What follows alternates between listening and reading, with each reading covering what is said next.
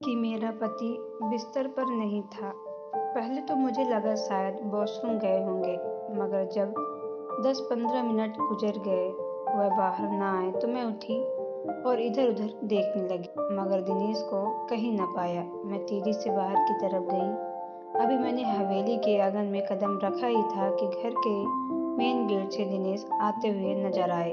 रात के इस वक्त दिनेश को बाहर से आता हुआ देखकर मैं बहुत इस वक्त आप कहाँ चले गए थे? मेरी शादी को अभी कुछ ही दिन गुजरे थे। जिंदगी बहुत खुशहाल गुजर रही थी। मेरा पति भी मेरा बहुत ख्याल रखता। मेरी हर बात मुँह से हो जाती। लेकिन उनकी एक बात बहुत अजीब थी। वह मुझे रात को जल्दी सुला देते।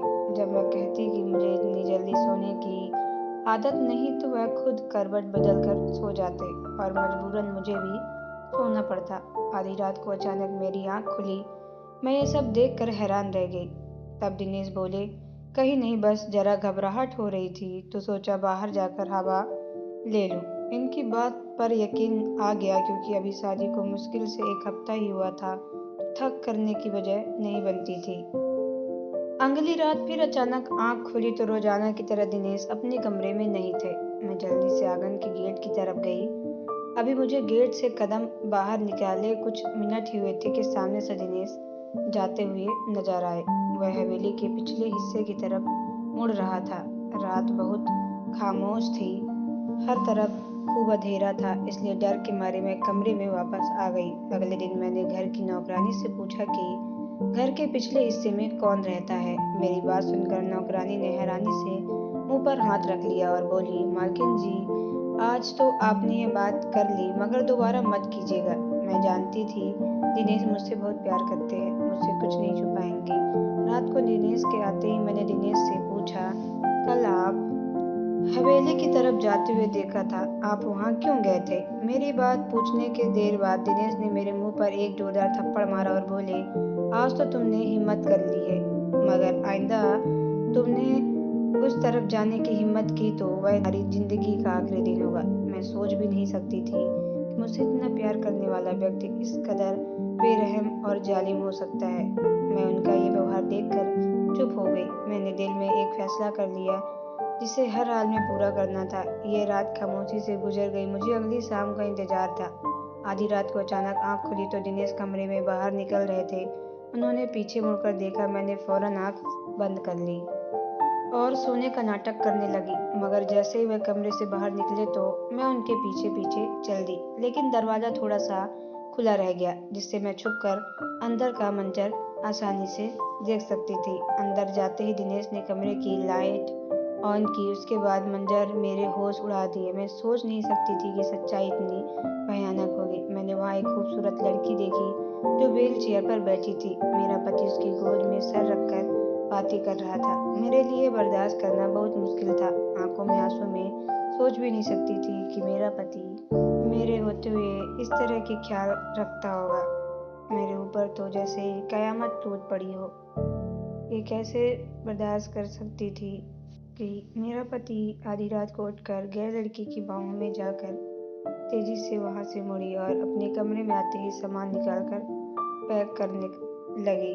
मैं फैसला कर चुकी थी कि मुझे अब इस व्यक्ति के साथ रहना। मेरे आंसू और मेरे हाथों की कपकपाहट मेरा साथ नहीं दे रही थी।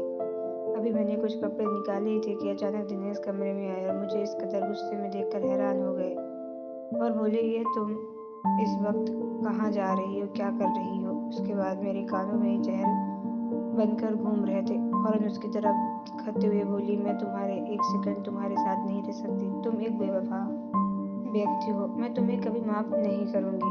अपनी पत्नी के होते हुए तुम दूसरी औरत की गोद में सर रखकर सोते हो। मेरे ये कहने के देर बाद एक थप्पड़ उसने मेरे मुंह पे मारा। थप्पड़ मार दिए।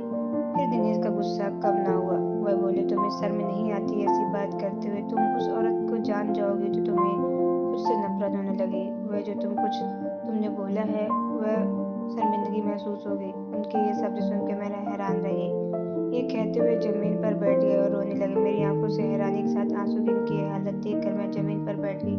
मैंने इनके हाथों को थाम लिया और पूछा, तब वह ठंडी आंख भर कर, यह उन दिनों की बात है जब मैं पढ़ाई पूरी करने के बाद पहली बार लंदन से वापस आया था। मैंने जैसे ही घर में कदम रखा, मेरी नज़र पाँव चहेतनी चाहती लड़कियों पर पड़ी। वह एक से बढ़कर एक मासूम और खूबसूरत थी। मैंने माँ से उनके बारे में पूछा तो उन्होंने बताया कि बेटा, ये सुमिता की बेटियाँ जो हमारे यहाँ काम करती हैं और यह तुम्हारी जैसी हैं।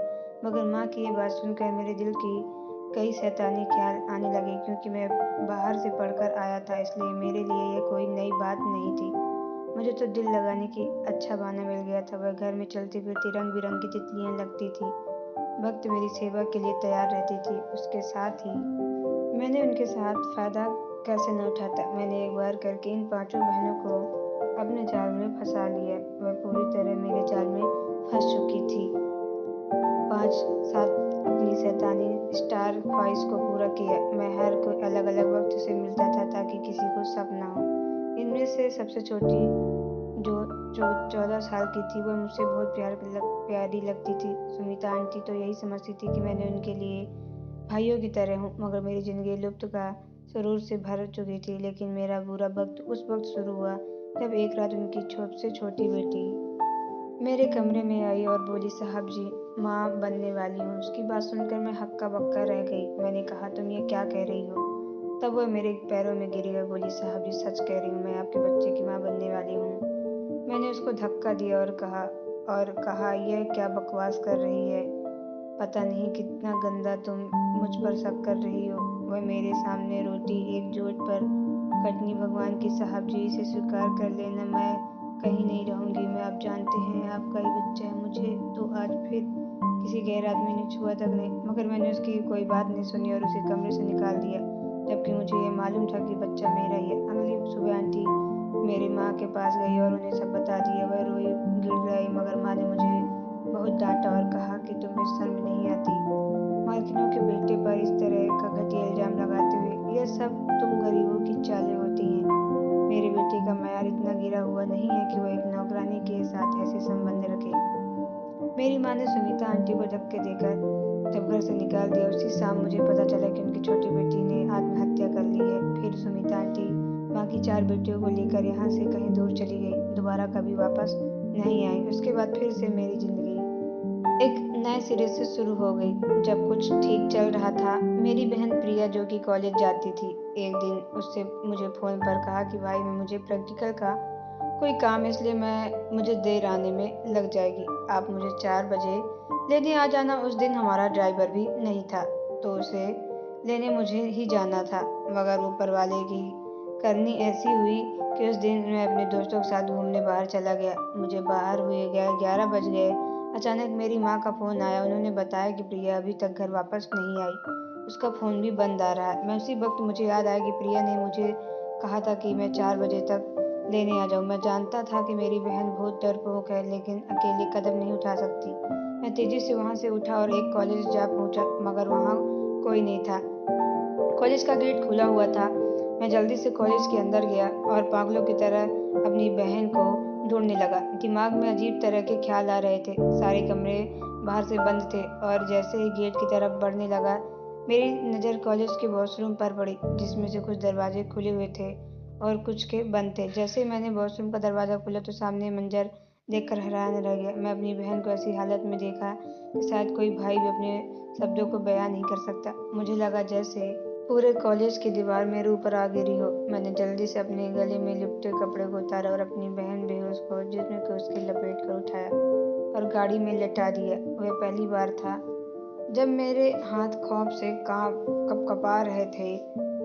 बहन मेरी कॉलेज की सबसे बेहतरीन स्टूडेंट थी, जिसकी कामयाबी की हर कोई मिसाल देता था। आज उसकी ज़िंदगी तबाह और बर्बाद हो गई। उसके हालत देखकर कोई भी आसानी से बता सकता था कि उसके साथ कौन सा जुल्म हुआ, मगर मैं उसे पूरी दुनिया से छुपाना चाहता था। मैं नहीं चाहता था कि अब कोई मेरी बहन पर गंदी नज़र डाले। उनसे हल्की सी आंखें खोली तो उसने मेरे सीने से लगा लिया। मेरी आंखों से आंसू के बहते जा रहे थे। इतने में बोली, भैया, आप कहाँ चले गए थे? मैंने आपका इतना इंतजार किया। बस इतना ही कह पाई थी कि वह खामोश हो गई। डॉक्टर ने टेस्ट करने के बाद रिपोर्ट लिख दी। मेरी आंख लिपटी रह गई। मेरी बहन के साथ दुष्कर्म हुआ था। छानबीन करने को पता चला कि चौकीदार और उसके 4 साथियों ने मिलकर मेरी बहन के अपने दर्द निशान बनाया। ऐसा राज था जो हमने किसी को मालूम नहीं होने दिया। लेकिन उस दिन के बाद मुझे अपने आप से नफरत होने लगी, क्योंकि मैं यहाँ तक जिसने प्रिया यहाँ तक पहुँचाया। पूरे खानदान में हमने यह चर्चा कर दिया कि प्रिया की मृत्यु हो गई है। हमने उसका पूरी तरह अंतिम संस्कार किया। कोई प्रिया के बारे में कुछ नहीं जानता। तब की सच यह है कि जीते जी वह मर चुकी थी। डॉक्टर ने बताया कि मेरी बहन अब कभी चल नहीं सकेगी। वह 1 महीना अस्पताल में रही। 1 महीने में मैंने अपने माँ बाप को भी खो दिया। मेरी बहन भी दोबारा जिंदगी की तरफ लौट कर नहीं आई। उस वक्त मुझे सुमिता आंटी का ख्याल आया। वह सब मेरे पापा की सजा थी जब मेरी बहनों को मिली थी।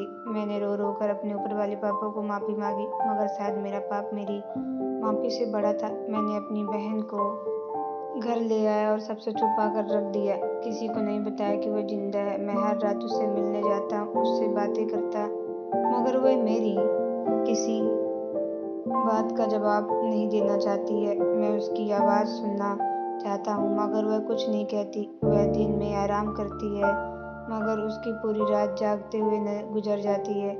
मैं तुम्हारे आने से पहले मेरी ज़िंदगी खामोश और बेरंग हो गई। मैं अक्सर रातों को डर जाया करता था, लेकिन फिर तुम मेरी ज़िंदगी में आई। मैं तुमसे शादी इसलिए की क्योंकि तुम मेरा साथ पाकर मैं ज़िंदगी की तरफ लौट आया, मगर आज तुमने मेरी ज़िंदगी पर बहुत बड़ा दाग लगा दिया। मैं इसकी कहानी सुनते ही मैं हैरत हो गई। मैंने इनको अपने आप को यही करने को कहा। अगर इसलिए उसे खुशियाँ नहीं दे सकते तो कम से कम बंद कमरे में भी मत रखो। मैं आपसे वादा करती हूँ, मैं आपकी ज़िंदगी की तरफ लाऊंगी। उसके चेहरे पर वापस वह मुस्कुराहट लाऊंगी। उस दिन के बाद मैं दिन रात प्रिया की सेवा करने लगी। उसे हसीन लड़की मैंने आज तक नहीं देखी थी। मैं चाहती थी उसे ज़िंदगी की तरफ लाकर इसके हुस्न के 4 चाँद लगा दूँ।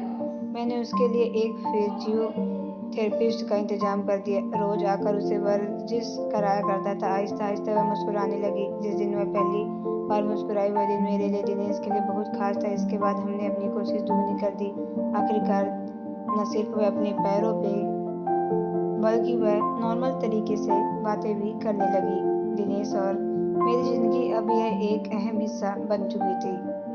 खान वालों ने बहुत कुछ कहा, लेकिन हमने उनकी कोई परवाह नहीं की। प्रिया की एक अच्छे घराने में शादी करवाई, मगर अफसोस की बात यह थी कि वह कभी माँ नहीं बन सकती। इस बात से मुझे बहुत दुख था, मगर ईश्वर ने मेरी गोद हरी कर दी। मैं बहुत खुश थी, लेकिन दिनेश ने वह बेटा प्रिया को दे दिया। मुझे खुशी तो बहुत हुई, लेकिन औलाद को खो जाने का भी दुख भी था, क्योंकि मुझे अपने पहले बेटे से बहुत लगाव था। तो दोस्तों, आपको ये स्टोरी कैसी लगी कमेंट बॉक्स में ज़रूर बताएं। अगर आप हमारे चैनल पर नए हो, चैनल को सब्सक्राइब करके बेल आइकन को प्रेस कर लें, ताकि आने वाली सभी वीडियो का नोटिफिकेशन आपके मोबाइल पर सबसे पहले पहुंचे, क्योंकि मैं ऐसी ही स्टोरी आप लोगों तक लाती रहती हूँ। तो चलिए मिलते हैं नेक्स्ट वीडियो पे। Okay bye, take care.